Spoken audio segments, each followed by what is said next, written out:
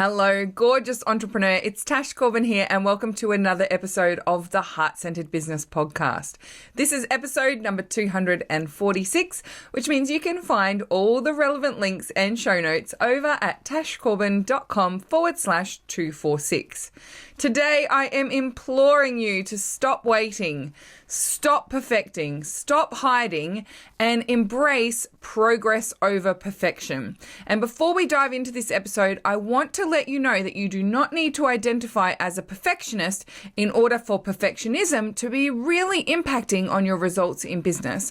So whether you identify with the whole perfectionism thing or not, I think this is going to be a really helpful episode. Let's dive on in.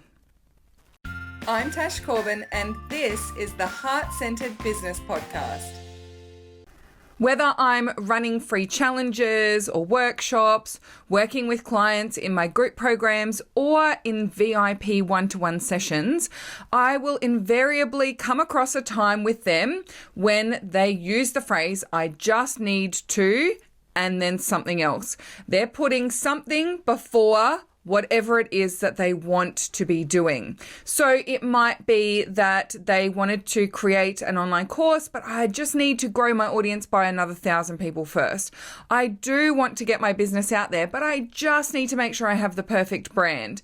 I want to change my niche and do something that's really in my heart's work, but I just need more savings behind me, right? So there's this, I need something else in order to be ready for this thing. Now, it's important for us to be able to discern, is this a valid thing, or is this actually perfectionism that's coming out to play with us? And one of the biggest, most powerful questions that I ask myself when I am in that space and I feel like I can't do this yet because I need to do that, the question that I ask myself is, well, how can I just get started? Well, what can I do now?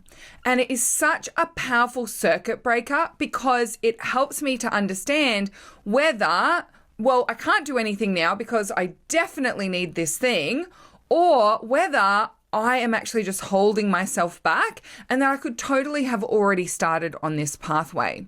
So, as I said at the start of this podcast episode, you don't need to identify as a perfectionist in order for perfectionism to be messing with you and messing with your business and stopping you from actually starting to make progress, because progress is so much more powerful than perfection. So what is this perfectionism that can come and play with us? Well, number one, it's generally a feeling of I'm not ready yet. Something is not ready. My course is not ready. I'm not ready. My Facebook page is not ready. My branding is not ready. My book is not ready. Whatever it is, something feels like it's not ready. And so therefore we hold back. Number two is when you create something, but it never sees the light of day. It's never ready. It's never the right time, or you just never feel like it's good enough for you to be able to share it with other people. And I actually asked this question in my 5-day client attraction challenge a couple of weeks ago. I said, how many people have crafted an offer, changed the words, worked on an image, and then never shared it publicly? And we had so many people putting #guilty in the comments, #that's me. And it was so powerful for us all to see that it is a common behavior. And it's so fascinating because we know at a logical level that if we did go and share that offer, even if it didn't make any sales, chances are it would have given us traction. It would have given us insight into what people are interested in. We might have got some questions, but we never shared it. And so now we don't know. You're constantly living in this state of, I wonder if that would have ever worked, or what if I had done that back when I first had the idea? I've got a really, really juicy idea, a juicy example for you actually. And that is, Honest Dave once said to me, that's my partner, he once said to me, I really want to start this website and it's, would you pay $1 to see how many people paid me $1? And he had this really fun idea. And he's like, if I made this website, which is like a simple first page of the website, and then the second page of the website is a counter, you know, you could make thousands of dollars, because I would be really curious about how many people had paid to see $1 to see how many people had paid $1. Anyway, this was like way back in 2010, 2011. Corbin, and we just kind of laughed it off as one of those funny ideas. Flash forward, I think it was about 2015, we heard about this guy. I think it's Would You Pay a Pound to see how many people had paid a pound? And this guy had made millions from this idea. But it was that whole idea of like perfectionism where it's not quite good enough or it probably won't work, so let's not bother, right? And think about what the little amount of energy and attention would have needed to go into that to just see. Let's just see. So it's such an interesting one that comes up for us. And I bet you've got some of those stories from your own past as well. Oh, I wish I had jumped on the Bitcoin train early, or, I wanted to start this business back in 2010, but no one else was really doing it, so I didn't really have faith in myself. Or you might have done something like released a course, or you have a podcast now and you're just kicking yourself saying, why didn't I do this 3 years ago? Why didn't I do this 6 years ago? I absolutely definitely have those types of experiences and things for me in my life, not even just in relation to business. So what we want to do is look for where the excuse that we're using or the reason that we're holding ourselves back is a requirement for it to be perfect first, or it's an unnecessary requirement that we want first. It needs to be successful before I start trying to make it successful. I need to have an audience before I can grow an audience, right? I see people do this all the time. Oh, I can't run a webinar yet, which will grow my list because I don't have a big enough list yet. Oh, I can't do a podcast to grow my audience because I don't have a big enough audience, yeah? So you're putting like these weird parameters on things that you'll never actually be able to achieve.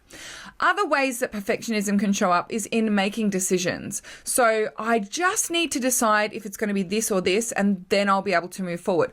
I just need to make some decisions about it, and then I'll be able to do that project. Decision making is something that can actually be really quick and easy if you set yourself the task of making that decision.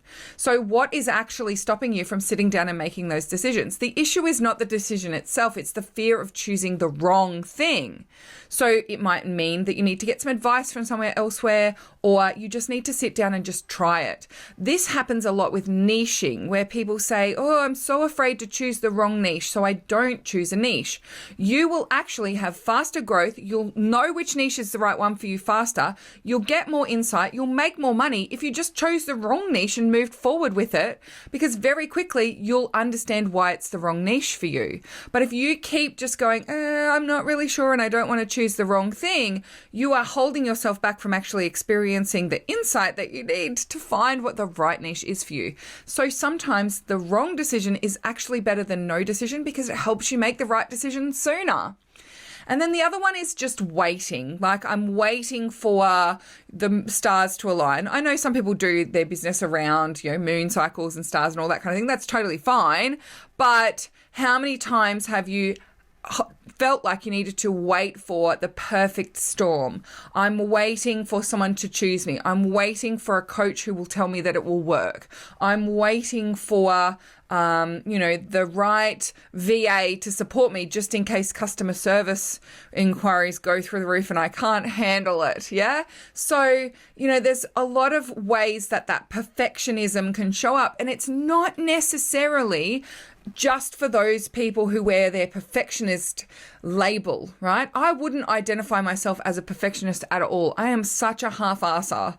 I am someone who, good enough is good enough, right? That is the kind of person that I am. But I'm still hit by perfectionism in those micro moments, in those specific projects, in those, times where there's a fear of something, or I'm worried about something, or I'm procrastinating on something because I have let that perfectionism get to me. But that doesn't necessarily mean I identify as someone who is naturally a perfectionist. Definitely not.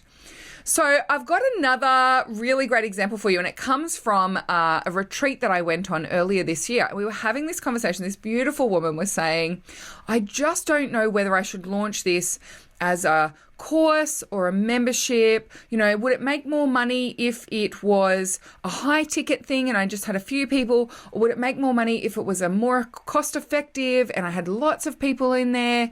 I just don't know which way to do it. And someone said, well, you know what? I think it would actually make more money if it existed. Yeah. And it was such an amazing moment. It just broke the ice and we all burst out laughing because we were all trying to help her resolve this question. And someone else just said, well, I think it would make more money if it existed. I was like, yes, exactly, right? Yes, it might make more money as a small group thing versus being a large group thing. But right now, you've been sitting on this for 18 months and it hasn't made a cent because it hasn't seen the light of day. So allow yourself to create something that might not be the right fit. I know so many people who've launched courses that they then turned into memberships, that they then turned back into courses. I know people who've created memberships that they've turned into courses and then turned back into memberships. I know people who've started high ticket, small group masterminds, and then they've transformed it into a more affordable, large group membership model later on down the track. I know people who've turned books into courses, courses into books. They've turned free webinars into checklists, and they've turned 5-day challenges into self-study courses.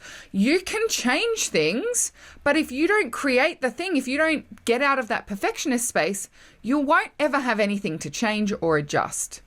So another one that comes up for me is people who they don't launch their business or they don't want to come out to the world and start being an entrepreneur because they don't know how to label themselves. They want to create the exact perfect label. I was having a conversation with someone a few weeks ago and she's like, well, I am a kinesiologist, but I don't want to label myself as a kinesiologist. And so she hadn't even started her business. She'd done her kinesiology training, but she was also a qualified coach. She also had studied Qigong. She'd also studied energy healing in other modalities. But the big thing she'd done was that she'd just finished qualifying as a kinesiologist. And she decided she needed to qualify as a kinesiologist because she had just one more qualification syndrome, which luckily we were able to just put a halt on once she'd got her kinesiology qualification. But she had been constantly finding all of these reasons why she wasn't allowed to have a business yet. So previously, the I'm not allowed to until I have a kinesiology qualification, because that's it's an accepted, slightly more mainstream set of energy work that people will actually understand. That was what she'd told herself when she'd signed up for that kinesiology training. She finished the kinesiology training and then she was like, but I don't want to call myself a kinesiologist. And so again, she'd been holding off on actually starting her business and taking the very basic first step of setting up a Facebook page because she felt like she needed to have the perfect words to explain herself, to label herself.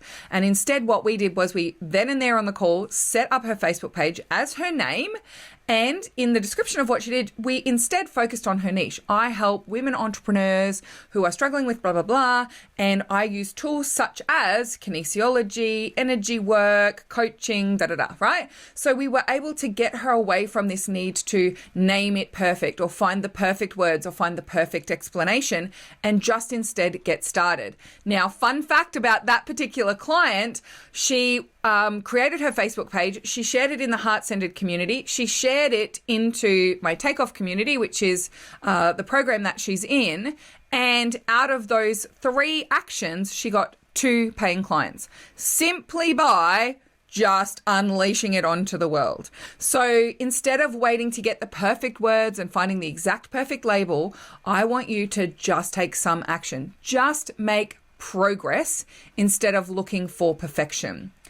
Now, I also want to leave you with a very powerful statement, and that is that nothing in business that is awesome and amazing and life-changing was ever built on theory alone. You don't build an epic business and audience based on your theories about who that audience might be. You don't build an epic free webinar by just theorizing and posturing and navel gazing about that webinar over and over again and never sharing that webinar. My best webinars in my business are the ones that I have done over and over and over again. And every time I do them, I improve them, upgrade them, refine them. They get better and better every time I do them. The Takeoff program today looks very different to the Takeoff program that I first created and launched. When I first launched it, I thought it was going to be a completely self-study program with no live calls. And within 3 weeks, I knew we needed live calls to go with that takeoff program. So, but I wouldn't have known that if I hadn't just started with something. So nothing awesome is going to be built on theory in your business. You need to actually get it out in front of people. A great example of that is this podcast. This podcast has taken me years to get consistent with. It's taken me years to get good at speaking to camera without a script. It's taken me years to get really good at working out how to offer extra value and having a call to action at the end. But I would never have got to this quality of podcast, this level of audience, this quality of content, and this consistency if I hadn't just started the podcast and knowing that I probably wasn't going to get it right and knowing that it probably wasn't going to be that great. And it has been such an epic journey. And now when I create a new podcast episode, imagine if this was my first ever podcast episode. You know, when I create a new podcast episode, it goes into the inboxes of 10,000 plus people. When I create this podcast episode, it goes into, I think I've got about 300 subscribers on YouTube who get a notification that this podcast is live.